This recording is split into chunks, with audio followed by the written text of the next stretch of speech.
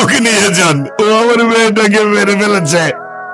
ওর যেন ফাঁসি হয়, ওর মতো জানোয়ারের পেতে থাকার কোনো অধিকার নেই। আরিয়ানকে নিয়ে আসো।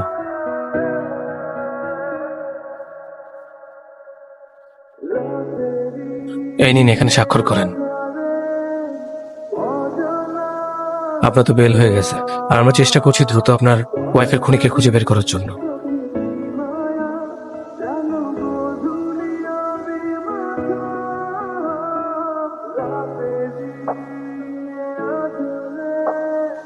তুমি চলে যাওয়ার পর আর বাড়ি ভাড়া দিতে পারিনি।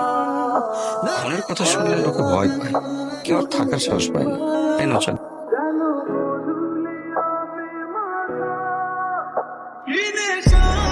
কি নাম তোমার? আঙ্কেল আরিয়ান। তুমি মুসলিম? জি আঙ্কেল। ও কি জানে না তুমি খ্রিস্টান? একজন মুসলিমকে বিয়ে করবে তুমি? বাবা, আমি ইসলাম ধর্মে কনভার্ট হব। কি বললে? এখানে ওর কোনো দোষ নেই। মারতে হয় আমায় মারুন আপনি। প্লিজ আঙ্কেল, একটু বোঝার চেষ্টা করুন। আমি আপনার মেয়েকে কোনোদিন কষ্ট দিব না। আমি আমার সবটা দিয়ে ওকে আগলে রাখবো। I say get out! Out! বাবা,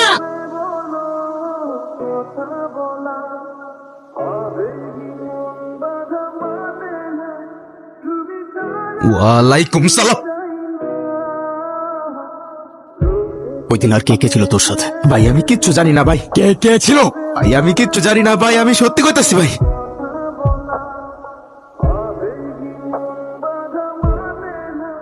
বন্ধু তুই আসছস? এতদিন পর আসছস, আমাকে একটা ফোন দিবি না? নতুন সিমে তোর নাম্বারটা ছিল না। তুই বাসা কিভাবে থাকবি? আমার বাসা চল। না রে, এখানে থাকলে মনে হয় জেনি আর আমি হয়তো এখনো একসাথেই আছি। দেখ বন্ধু, জেনির বাবা মাই তোর উপর দোষটা পাইতেছে। তোর ভাগ্য তো ভালো, অল্প দিনে সারা পাই গেছিস। এবার জীবনে নতুন করে সাজা। কিভাবে নতুন করে সাজাবো বল? তুই তো জানিস ও ছাড়া আমার জীবনে আর কেউ ছিল না।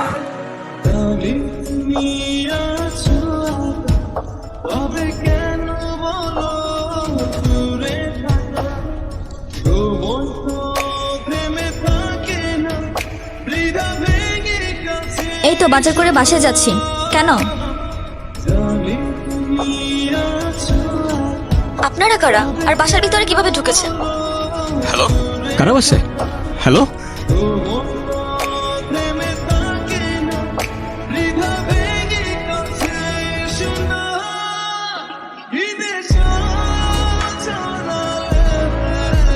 Jenny, jenny.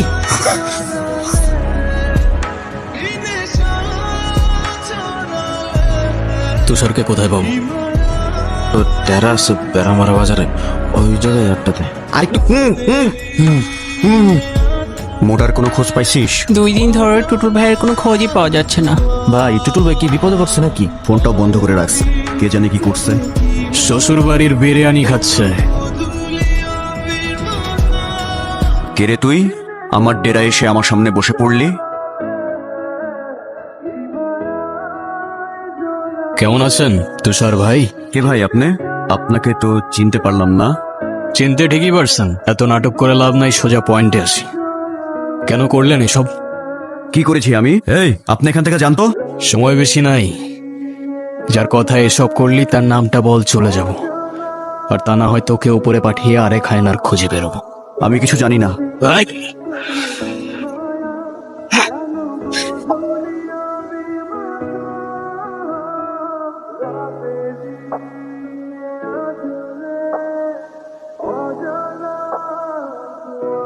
আবার এতবার নিষেধ করার পরও সিগারেটটা ছাড়তে পারলো না।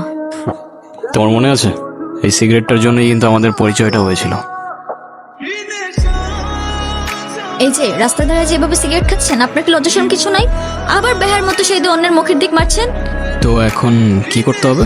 সরি বলেন, এটা আবার আমাকে বলে দিতে হবে? আপনার সাহস তো কম না, আপনি কারে কি করতেছেন? সরি।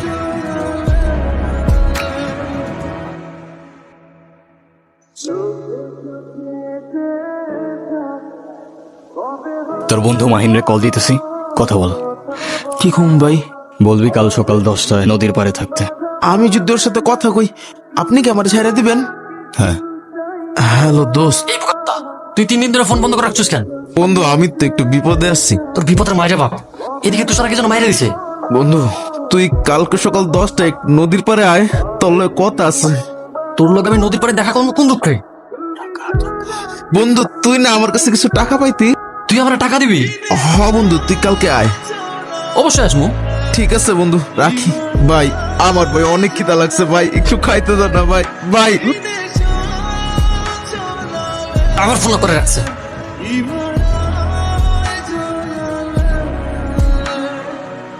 এই মামা চলো।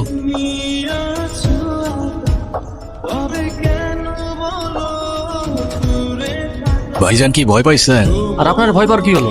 আমি তো আপনারা চিনিই না। আচ্ছা আপনি কই যাইবেন? আপনারা আগায় দিয়ে আসি। ভাই এসব ফালতু কথা বলবেন না।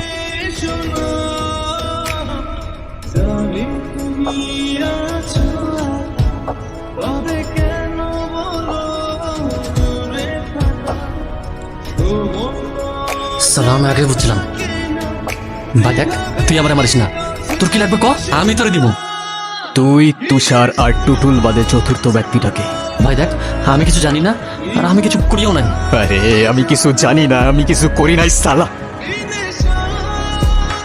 সবার গানের একই সুর, সালা আমি বাদে পুরো দুনিয়াটাই নিষ্পাপ।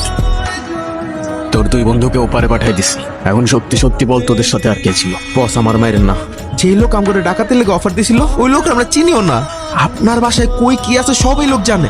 আমি বারবার না করছিলাম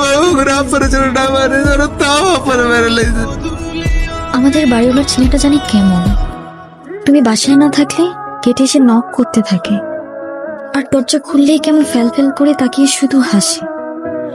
সেদিন রাস্তায় আমার ব্যাগ টেনে ধরে, তুমি একটা কিছু করো আরিয়ান। কিরে তুই কই থাকোস? গতকাল এসে খুঁজে গেছে।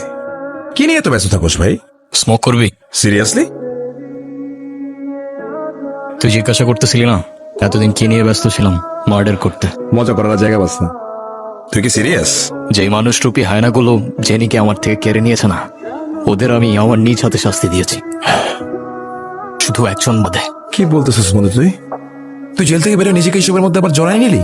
তোর কি জীবনের প্রতি কোনো মায়া নাই? বেশি না, আর একজনের থেকে কিছু হিসাব নেবার বাকি। কার কথা বলতেছিস?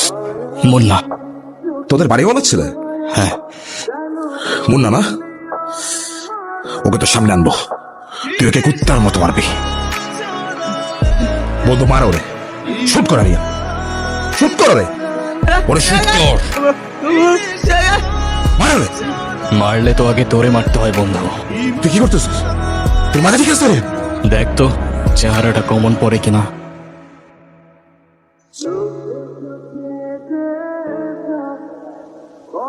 আমরা সামনে দেখলি ঠিকই চিনি।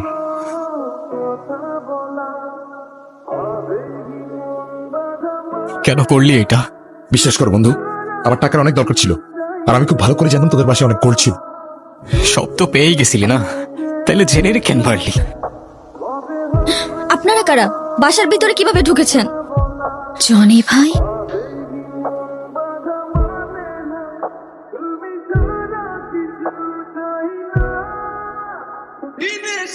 তাহলে এখন কি করবি তুই? আমার মারবি? তাহলে শুট কর। আমার বলে তুই তোর জেনে রেখে পাবি? তাহলে শুট কর। দাঁড়িয়ে আসুস কেন? মেরে ফেলো আমারে। তোরে আমি এত সহজে মারবো না।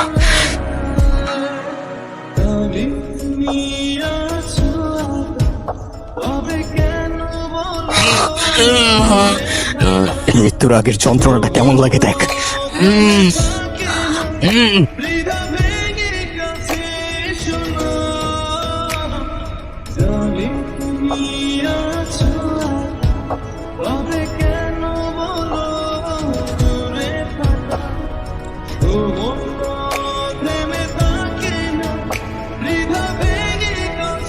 আজ হয়তো শেষবারের মতো তোমার সাথে দেখা করতে এলাম।